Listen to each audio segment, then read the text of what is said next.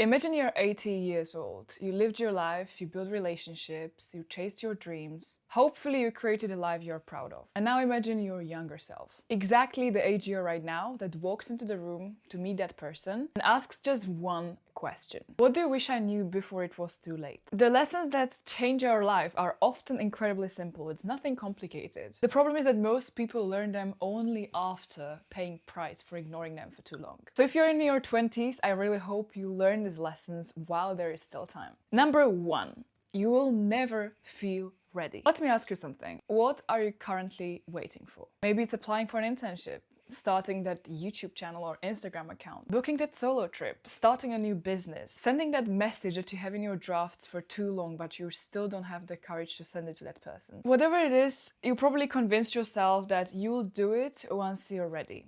But the problem is you'll never be ready. That day often never comes because we think that confidence comes after we do that thing we wait for to happen. But it's the other way around. Confidence is built by taking action when you still feel uncertain. Think about how you learned to ride a bike. Did you tell yourself that you will only start riding a bike after you learn how to balance it? No, you jumped on the bike, you tried it 100 times, you fell maybe 500 times, but then suddenly you were balancing and you knew how to ride a bike. It was not the other way around, that you convinced yourself in your head that unless you will learn how to balance, you will not learn how to ride a bike.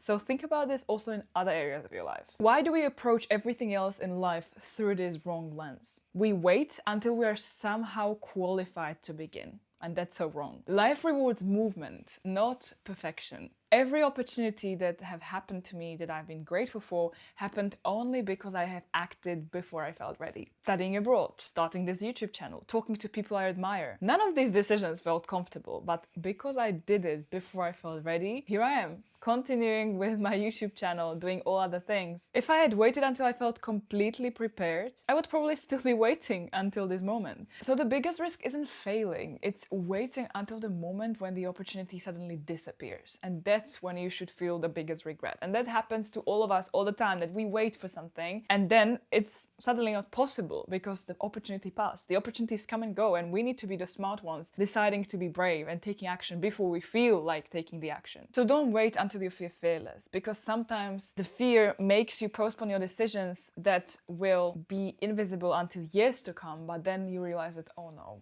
I wish I started earlier. I wish I did this, that I was not ready back then. But how come you were not ready? You were ready because you knew you should take that action. And that's how you are ready, that you realize that, okay, there is an opportunity for me. There is this inner strength within me that I can do that. And I just go and do it. I don't think 100 times about, okay, I'm gonna do it. I just do it. So move while you're afraid, because it is through this action, through this movement, that you will build the confidence you are waiting for right now.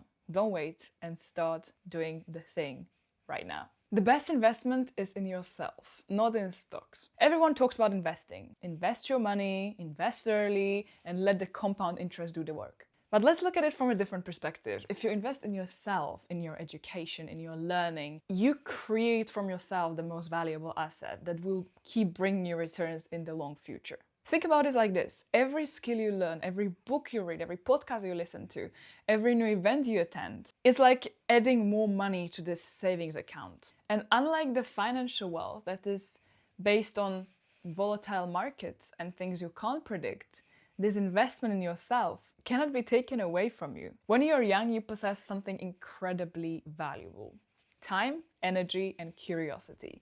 If you invest these 3 things well into areas that matter the most, you can become the wealthiest person on earth. Remember that one day you will have more money. I'm sure you will. But maybe you will not have this amazing opportunity to experiment, to try new things, to learn, to expand, to get out of your comfort zones and do things that you always wanted to do, but maybe never had time to because you were scared that you are not ready yet. Just go and do it right now, because you will earn more money in the future when you have more experience. But what can you do with your time and energy and curiosity at this young age? Invest it in yourself, pour it into you, so you create this incredible value that in you, so no one can take it away. Your 20s are the time when you can become your most valuable asset. Not because success is guaranteed, but because every investment in yourself compounds over long term. I genuinely believe that the greatest return you will ever get is not from your portfolio, but from the person you're becoming, from the person you're converting to, but starting now, today, without fear, without worries about future, with the uncertainty that surrounds this period of our lives, but with the time, energy, and curiosity invested well in yourself, so then you can give away to the world and be your best version. Feeling different doesn't mean you're going the wrong way. It's quite the opposite. There was a time where I thought there was something wrong with me, that I cared about things that other people maybe did not care that much, about getting the healthiest version of myself, investing in myself through doing loads of extra reading and learning about areas outside of my studies that I'm interested in, learning about investing and business and all these things. And some people were not interested in that. And then I was like, maybe I am the weird one. But you are not the weird one if you're interested in building your best life in your 20s, because that's just gonna compound, as I said, in the future.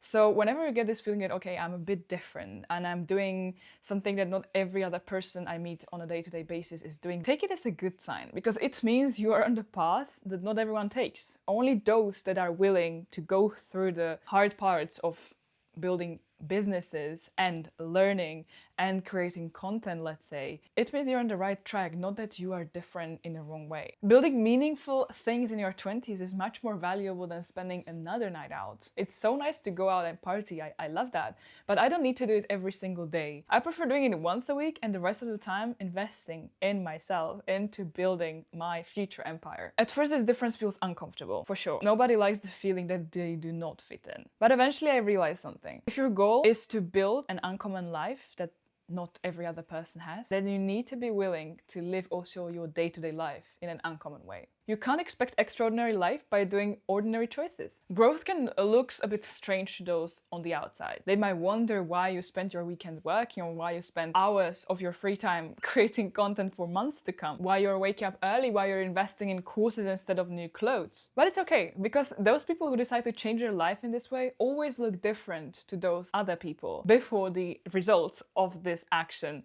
becomes obvious. So my favorite idea is that the discomfort you're feeling is not a sign that you're doing something wrong. It's a sign that you're growing and that you're on the right path. And if you're building a life that you actually want, not a life that everyone else expects, then you can expect to feel different and be proud of it, that your life will feel different to other people. Wealth is much bigger than money. And I think this is something we also realize a bit too late, because we are surrounded with this consumerism culture, when if you can have more, if you can earn more, if you can have these material possessions, you're wealthy and you have it all and you're the best. But that's not true. Imagine two people. One person earns incredible money, they have very great career, they're on the top of the ladder. From the outside, they might look like they won the lottery. But when they come home, their relationship with their wife is terrible. They don't have time to see their kids. They don't have any free time. Their health is terrible. They are eating junk food, even though they have so much money, but they don't have time because they keep hustling. This is one person. The second person earns less, but they wake up healthy, they have meaningful job, they have loving family,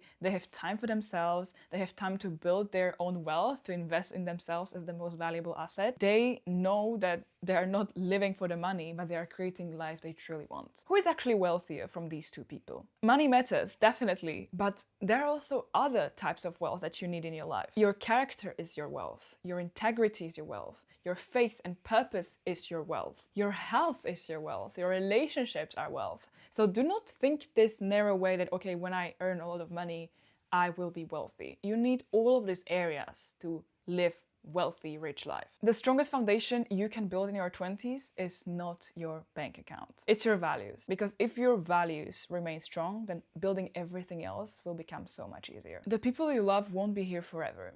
And this is the lesson that scares me the most. One day you will hug your parents and your siblings for the last time. One day you will have the deep conversation with your friend for the last time. One day you will have your last phone call. Life doesn't tell you when those moments arrive. They just come. The issue is that we always assume we have still a lot of time. Be aware of this when you're building relationships with your loved ones. Your family is your base. Your family is your everything. You don't have any other family. You have just one family, the family you were born to. So you need to cherish those relationships as much as possible. And as always, what you put in, you get. So now I'm, for example, living abroad, and it's much more difficult to interact when you're far away from someone. But I can always invest in the relationship through reaching out, through sending morning gifts, through having video calls. Sometimes just with my siblings, sometimes just with my parents, sometimes we do one big huge group call. This is the beauty of it, that you are aware that those people in your life, depending on how big your family is, for us it's the 5 of us, but this little unity, I want to be the strongest as it possibly can, because that's one of the biggest investments also you can do, because they are here for me, I am there for them. As I'm studying abroad now and my sister is also studying abroad, it's much more rare for us to be at home at the same time. So every time it works out that we are at home at the same time or we go on holiday together, I try to enjoy every single moment, because you never know which holiday together will be the last one. Try to become more conscious about the nature of time and how you are going to spend less and less as you grow through your 20s with your family, with your parents. So when you have this time, cherish it as much as possible. Another thing I read somewhere and I really liked it is that our parents are also living for the first time. We need to have more compassion with them, because they're also going through this life for the first time. They're also making mistakes. And I remember that when I was younger, like early teenage years, I often couldn't understand why they made certain decisions or why they forbid me this or that. But now looking back, I see the reasons why they did it, and I'm incredibly grateful that they were like they were and how they are right now. So think about your parents also as learning human beings that do not have everything worked out. So have more compassion with them, and you will see that your relationships with them will also improve. Do not expect them to be perfect, and instead appreciate all the effort they do for you. Call them often, text them often, hug them often if you can. Thank them often, and the most important thing, pray for them a lot. Tell them you love them as much as possible, because one day you will wish you had that one more conversation. Don't let appreciation become something you express only after it's too late. Life usually doesn't change in one huge moment when we suddenly become enlightened how things should be. It happens through small decisions that we do on a day-to-day basis. Those small moments like send message, take an opportunity, heavy conversation. At this point, they might seem like small ordinary moments, but years from now, they will become the turning points of your life. People say that wisdom comes with age. I think this is true, but not because old people know some secret that you do not right now, but because they finally understood that these small decisions mattered all along. The beautiful thing is that you don't need to wait until you're old, wise to learn these lessons and to apply them into your day-to-day life. You can start today, and I encourage you to do so. Let me know in the comments which one of these 5 lessons you will start implementing today. Someone reading your comment might learn it before it's too late. Don't forget that your tiny action can inspire hundreds of other people. You don't even know how. I really hope you enjoyed this video. If you did, please give it a thumbs up and subscribe to the channel, and I'll be looking forward to seeing you next time. Bye!